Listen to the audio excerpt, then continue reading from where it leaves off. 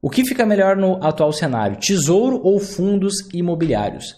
Tesouro direto ou fundos imobiliários são investimentos com dois propósitos completamente diferentes. O grande problema é que muitas vezes vocês pensam assim, ó, o que vai me dar mais um lucro agora? E aí você quer escolher uma coisa ou outra. Eu não estou acusando você que você queira isso, mas a maioria das pessoas é assim. Você tem que entender a função de cada investimento dentro de uma carteira de investimentos. Gente, 95% das pessoas perdem dinheiro na bolsa.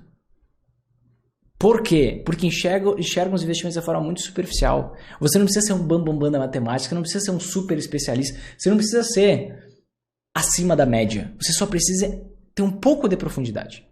Que é o quê? Quando você vai investir em algum investimento, você tem que entender qual é o propósito daquele investimento na tua carteira de investimentos.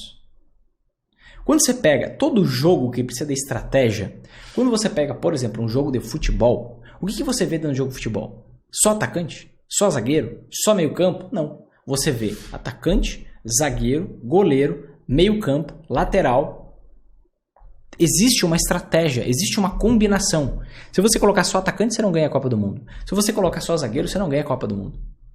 Quando você vai investir, é a mesma coisa. Você tem que ter investimentos, cada um numa posição, cada um com um determinado objetivo. Então, quando eu estou falando de fundos imobiliários, eu estou falando de um investimento auxiliar. Eu estou falando de um investimento que vai me dar hoje, diversos fundos imobiliários vão me pagar o quê? 8, 9, 10 ou mais de 10% ao ano, isento do imposto de renda. Isso vai ser uma rentabilidade primária que eles vão gerar para mim. Além de eu ter isso, eu tenho a valorização dos imóveis junto com a inflação, um pouco acima da inflação no longo prazo. Então aqui eu ganho o quê? Inflação mais 10, mais ou menos no longo prazo. Inflação aproximadamente mais 10. Tá? Depende dos fundos que você escolher e tudo mais. Agora, esse valor que pinga na minha conta todo mês, esse rendimento mensal, isento do imposto de renda, eu vou pegar e vou aplicar, vou investir onde tem o maior potencial de multiplicação, que é o quê? Ações e anti-ações. Então, esse fluxo de dinheiro que vem dos fundos imobiliários, que gera um volume legal, inflação mais 10, o que vai acontecer? Você vai potencializar por meio do investimento onde tem um potencial de multiplicação muito maior, que são nas ações e nas anti-ações. Então você tem esse dinheiro periodicamente, por quê? Porque mês a mês, periodicamente, você tem boas empresas com quedas nos preços, tem bons investimentos com quedas momentâneas nos preços, porque tem algum especulador que está derrubando o preço, fazendo aquilo cair. Então você vai aproveitando diferentes oportunidades no meio do caminho. Tesouro direto é uma outra história, é um outro objetivo. Tesouro direto é zagueiro. É zagueiro que pode fazer gol de cabeça. Como assim? Quando você investe, por exemplo, em um título chamado Tesouro IPCA+, você está investindo num título para se proteger da inflação. Então, qual é o seu principal objetivo? Se proteger de um período hiperinflacionário. Não estou falando de hiperinflação das casas dos milhares por cento, como a gente teve algumas décadas atrás.